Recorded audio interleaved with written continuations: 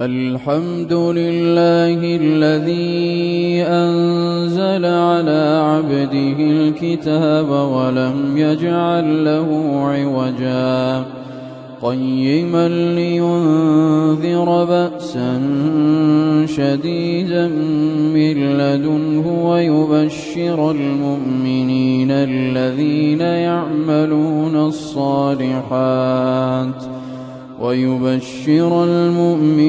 الذين يعملون الصالحات أن لهم أجرا حسنا ماكثين فيه أبدا وينذر الذين قالوا اتخذ الله ولدا ما لهم به من علم ولا لآبائهم كبرت كلمة تخرج من أفواههم إن يقولون إلا كذبا فلعلك باخع نفسك على آثارهم إن لم يؤمنوا بهذا الحديث أسفا إنا جعلنا ما على الأرض زينة لها لنبلوهم أيهم أحسن عملا وإنا لجاعلون ما عليها صعيدا جرزا أم حسبت أن أصحاب الكهف والرقيم كانوا من آياتنا عجبا إذ أوى الفتية إلى الكهف فقالوا ربنا آتنا من لدنك رحمة وهيئ لنا من أمرنا رشدا فضربنا على آذانهم في الكهف سنين عددا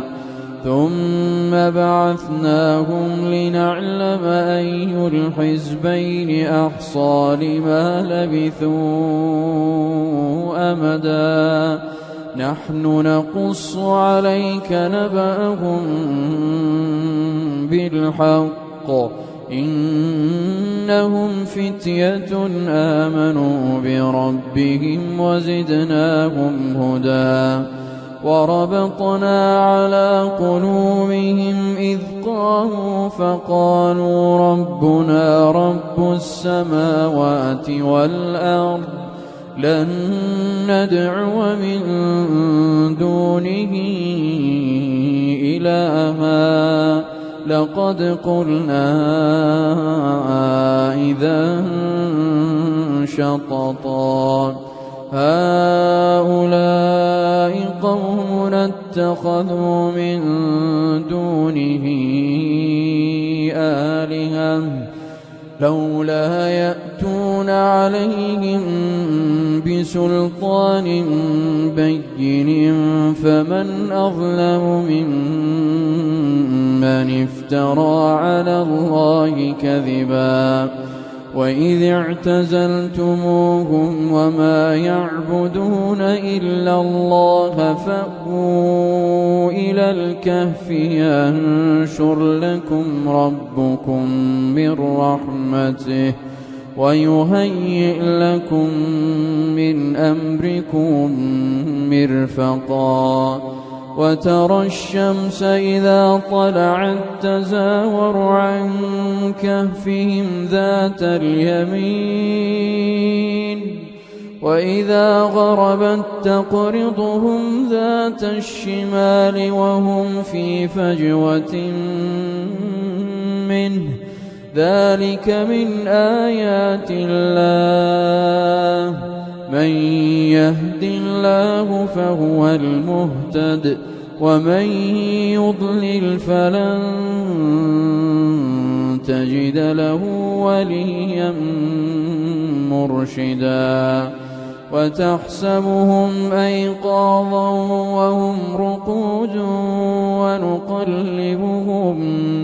ونقلبهم ذات اليمين وذات الشمال وكلبهم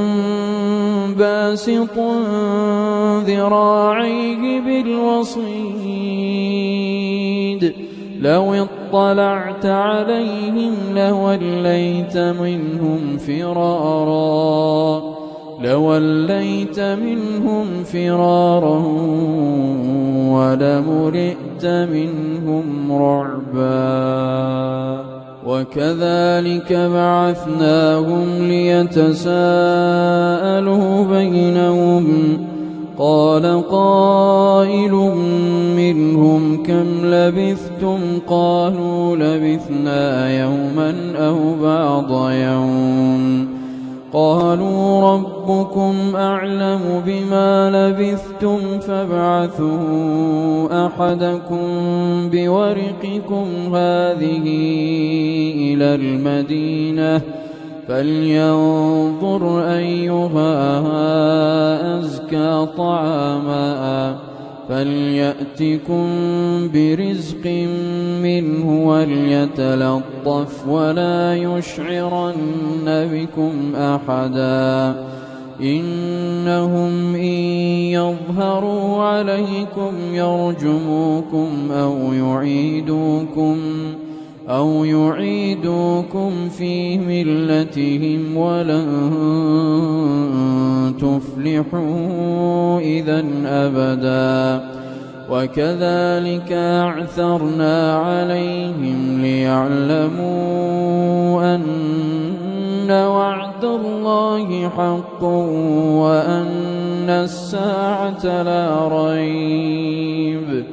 وأن الساعة لا ريب فيها إذ يتنازعون بينهم أمرهم فقالوا ابنوا عليهم بنيانا ربهم أعلم بهم قال الذين غلبوا على أمرهم لنتخذن عليهم مسجدا سيقولون ثلاثة رابعهم كلبهم ويقولون خمسة سادسهم كلبهم رجما بالغيب ويقولون سبعة وثامنهم كلبهم قل ربي أعلم بعدتهم ما يعلمهم إلا قليل فلا تمار فيهم إلا مراء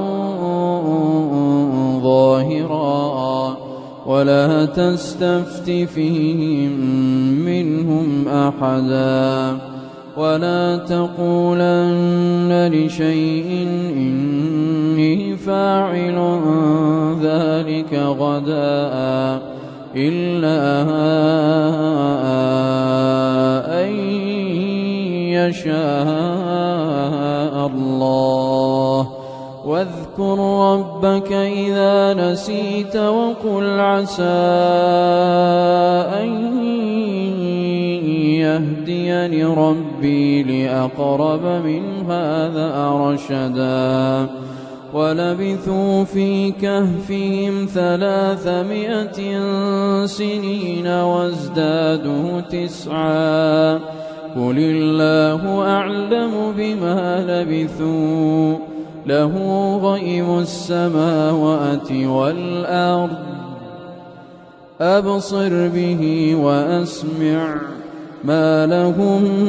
من دونه من ولي ولا يشرك ما لهم من دونه من ولي ولا يشرك في حكمه أحدا واتل ما أوحي إليك من كتاب ربك لا مبدل لكلماته ولن تجد من دونه ملتحدا واصبر نفسك مع الذين يدعون ربهم بالغداة والعشي يريدون وجهه ولا تعد عيناك عنهم تريد زينة الحياة الدنيا ولا تطع من أغفلنا قلبه عن ذكرنا واتبع هواه وكان أمره فرطا وقل الحق من ربكم فمن شاء فليؤمن ومن شاء فليكفر إنا أعتدنا للظالمين نارا أحاط بهم سرادقها وإن يستغيثوا يغاثوا بماء كالمهل يشوي الوجوه بئس الشراب وساءت مرتفقا إن الذين آمنوا وعملوا الصالحات إنا لا نضيع أجر من أحسن عملا أولئك لهم جنات عدن تجري من تحتهم الأنهار يحلون فيها من أساور من ذهب ويلبسون ثيابا خضرا من سندس واستبرق متكئين فيها على الأرائك نعم الثواب وحسنت مرتفقا واضرب لهم مثل الرجلين جعلنا لأحدهما جنتين من أعناب وحففناهما بنخل وجعلنا بينهما زرعا كلتا الجنتين آتت أكلها ولم تظلم منه شيئا وفجرنا خلالهما نهرا وكان له ثمر فقال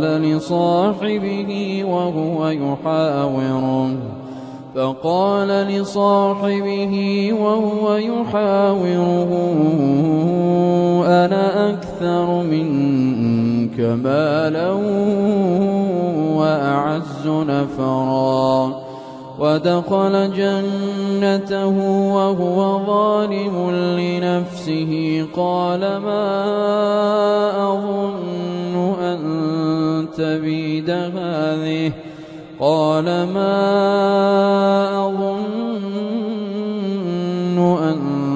تبيد هذه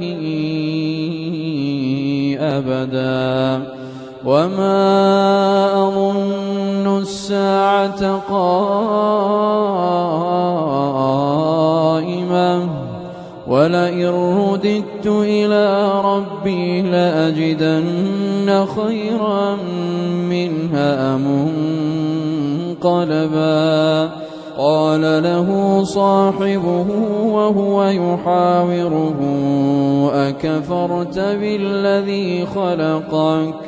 أكفرت بالذي خلقك من تراب ثم من نطفة ثم سواك رجلا لكن هو الله ربي ولا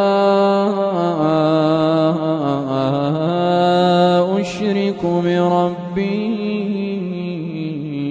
أحدا ولولا إذ دخلت جنتك قلت ما شاء الله لا قوة إلا بالله إن ترني أنا أقل منك مالا وولدا فعسى ربي أن يؤتيني خيرا من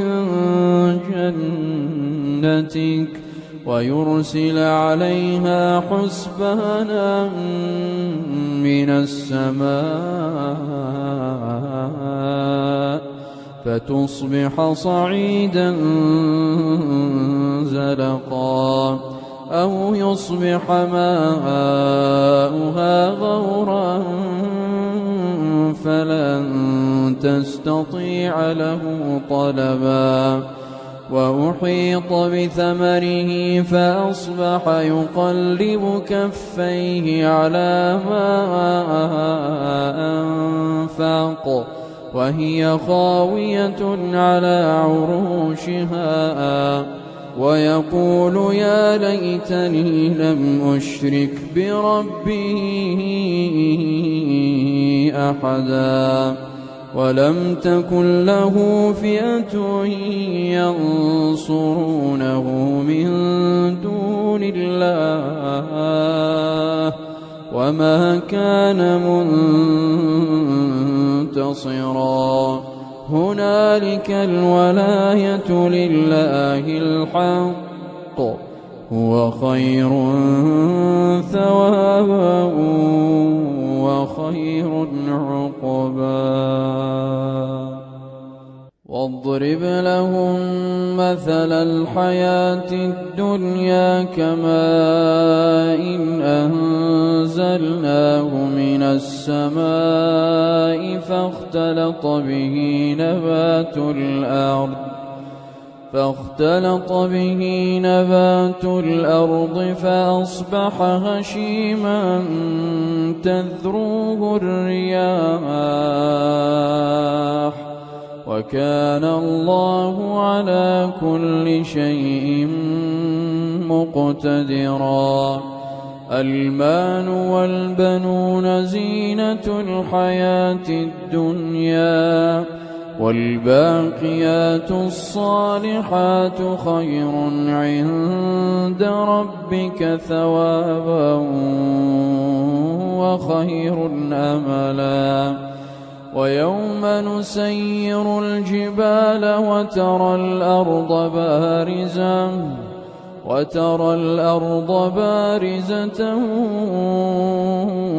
وحشرناهم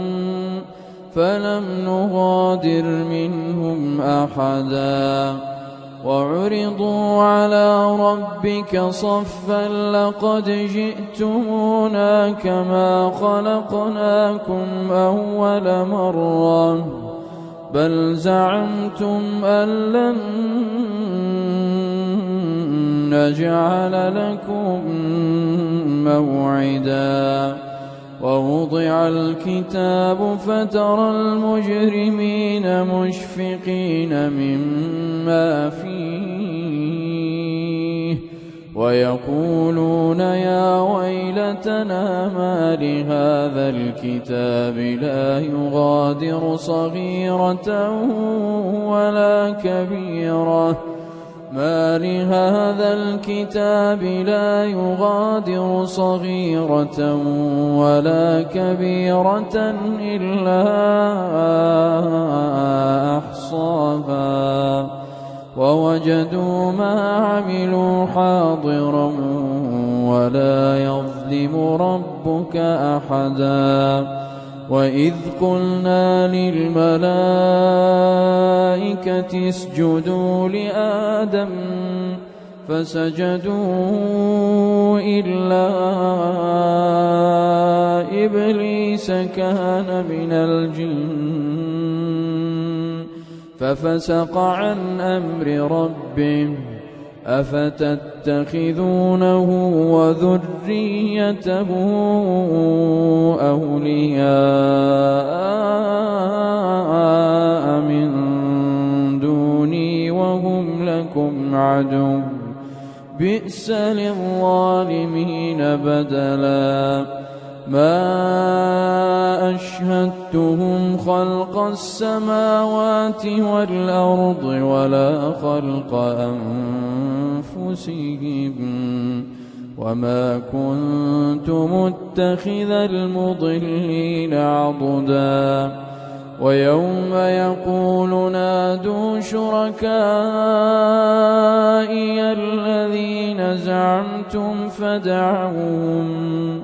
فدعوهم فلم يستجيبوا لهم وجعلنا بينهم موبقا ورأى المجرمون النار فظنوا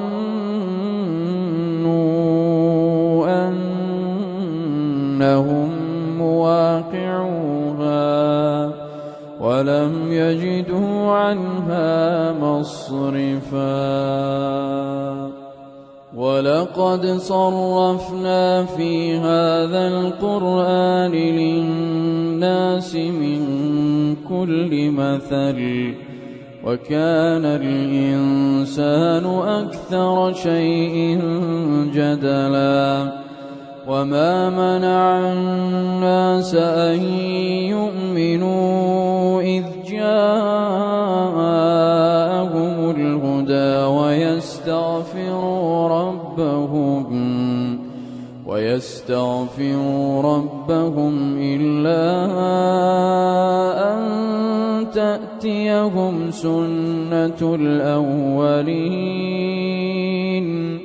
أو يأتيهم العذاب قبلا وما منع الناس أن يؤمنوا إذ جاءهم الهدى ويستغفروا ربهم إلا أن تأتيهم سنة الأولين أو يأتيهم العذاب قبلا وما نرسل المرسلين إلا مبشرين ومنذرين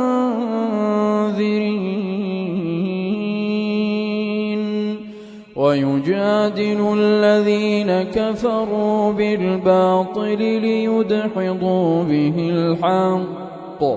واتخذوا آياتي وما أنذروا هزوا ومن أظلم ممن ذكر بآيات ربه فأعرض عنها ونسي ما قدمت يداه إنا جعلنا على قلوبهم أكنة أن يفقهوه وفي آذانهم وقرا وإن تدعهم إلى الهدى فلن يهتدوا إذا أبدا وربك الغفور ذو الرحمة لو يؤاخذهم بما كسبوا لعجل لهم العذاب بل لهم موعد لن يجدوا من دونه موئلا وتلك القرى أهلكناهم لما ظلموا وجعلنا لمهلكهم موعدا وإذ قال موسى لفتاه لا أبرح حتى أبلغ مجمع البحرين حتى أبلغ مجمع البحرين أو أمضي حقبا فلما بلغا مجمع بينهما نسيا حوتهما فاتخذ سبيله في البحر سربا فلما جاوزا قال لفتاه آتنا غداءنا لقد لقينا من سفرنا هذا نصبا قال أرأيت إذ أوينا إلى الصخرة فإني نسيت الحوت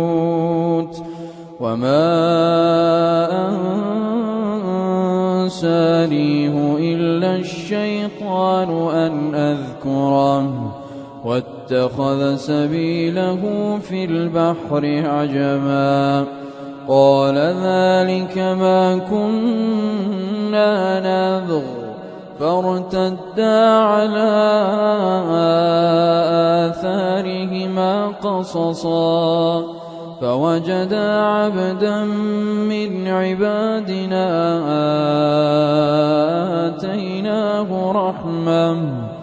آتيناه رحمة من عندنا وعلمناه من لدنا علما قال له موسى هل أتبعك على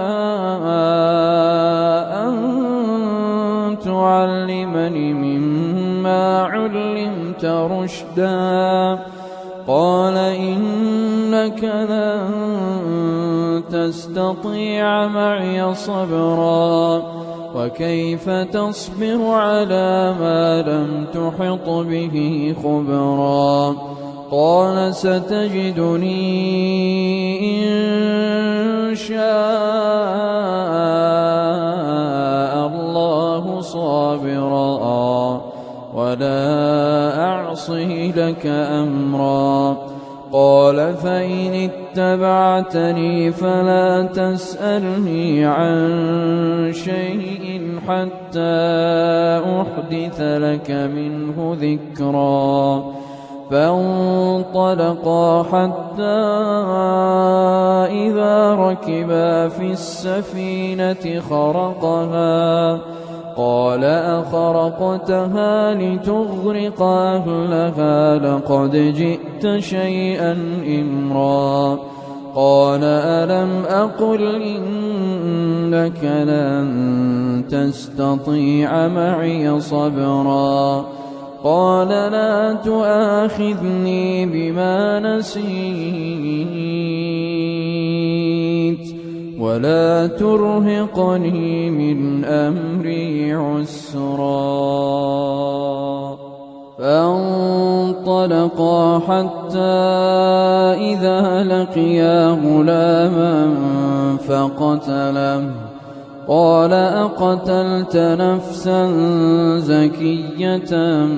بغير نفس لقد جئت شيئا نكرا قال ألم أقل لك إنك لن تستطيع معي صبرا قال إن سألتك عن شيء بعدها فلا تصاحبني قد بلغت من لدني عذرا فانطلقا حتى إذا أتيا أهل قرية استطعما أهلها فأبوا أن يضيفوهما فوجدا فيها جدارا يريد أن ينقض فأقامه قال لو شئت لاتخذت عليه أجرا قال هذا فراق بيني وبينك سأنبئك بتأويل ما لم تستطع عليه صبرا أما السفينة فكانت لمساكين يعملون في البحر فأردت أن أعيبها وكان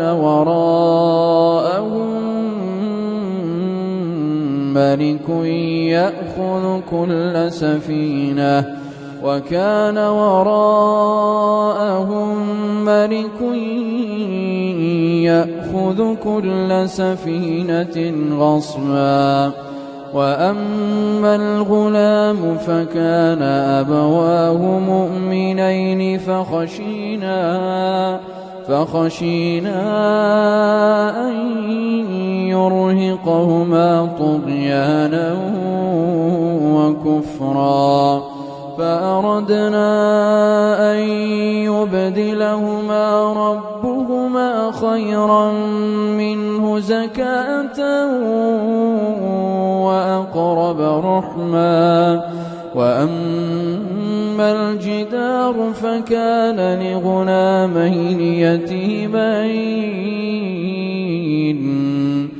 فكان لغلامين يتيمين في المدينة وكان تحته كنز لهما وكان أبوهما صالحا فأراد ربك أن يبلغا أشدهما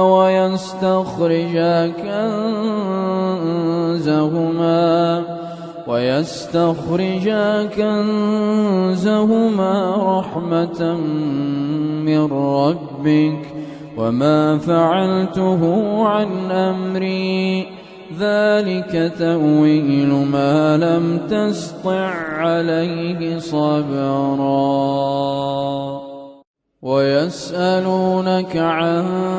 ذي القرنين قل سأتلو عليكم منه ذكرا إنا مكنا له في الأرض وآتيناه من كل شيء سببا فأتبع سببا حتى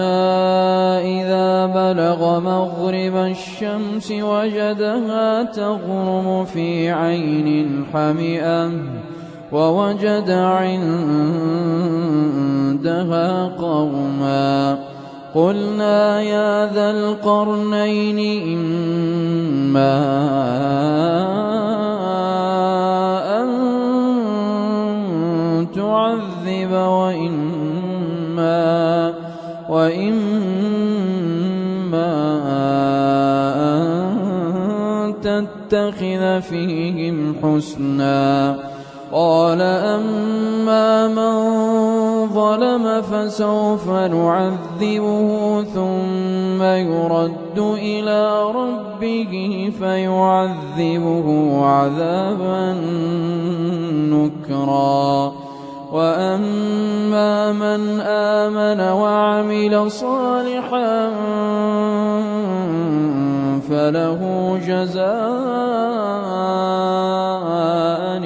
الحسنى وسنقول له من أمرنا يسرا ثم أتبع سببا حتى إذا بلغ مطلع الشمس وجدها تطلع على قوم لم نجعل لهم من دونها سترا كذلك وقد أحطنا بما لديه خبرا ثم أتبع سببا حتى إذا بلغ بين السدين وجد من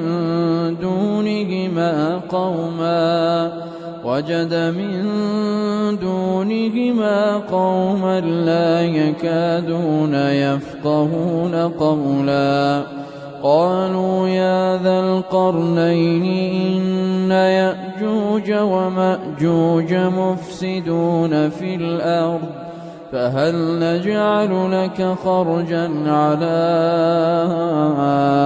أن تجعل بيننا وبينهم سدا قال ما مكني فيه ربي خير فأعينوني بقوة نجعل بينكم وبينهم ردما آتوني زبر الحديد حتى إذا ساوى بين الصدفين قال انفخوا حتى إذا جعله نارا قال آتوني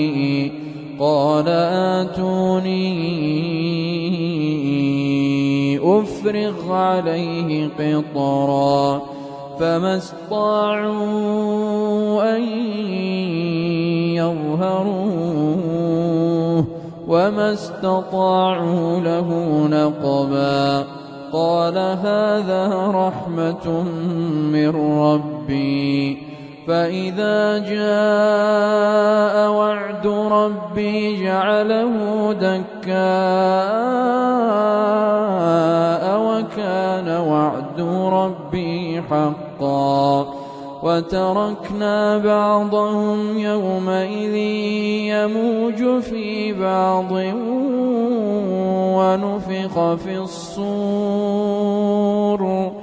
ونفخ في الصور فجمعناهم جمعا وعرضنا جهنم يومئذ للكافرين عرضا الذين كانت أعينهم في غطاء عن ذكري وكانوا لا يستطيعون سمعا أفحسب الذين كفروا أن يتخذوا عبادي من دوني أولياء إنا أعتدنا جهنم للكافرين نزلا قل هل ننبئكم بالأخسرين أعمالا الذين ضل سعيهم في الحياة الدنيا وهم يحسبون أنهم يحسنون صنعا أولئك الذين كفروا بآيات ربهم ولقائه فحبطت أعمالهم فلا نقيم لهم يوم القيامة وزنا ذلك جزاؤهم جهنم بما كفروا واتخذوا آياتي ورسلي هزوا إن الذين آمنوا وعملوا الصالحات كانت لهم جنات الفردوس نزلا خالدين فيها لا يبغون عنها حولا قل لو كان البحر مدادا لكلمات ربي لنفد البحر قبل أن تنفد كلمات ربي ولو جئنا بمثله مددا قل إنما أنا بشر مثلكم يوحى إلي أنما إلهكم إله واحد فمن كان يرجو لقاء ربه فليعمل عملا صالحا ولا يشرك بعبادة ربه أحدا.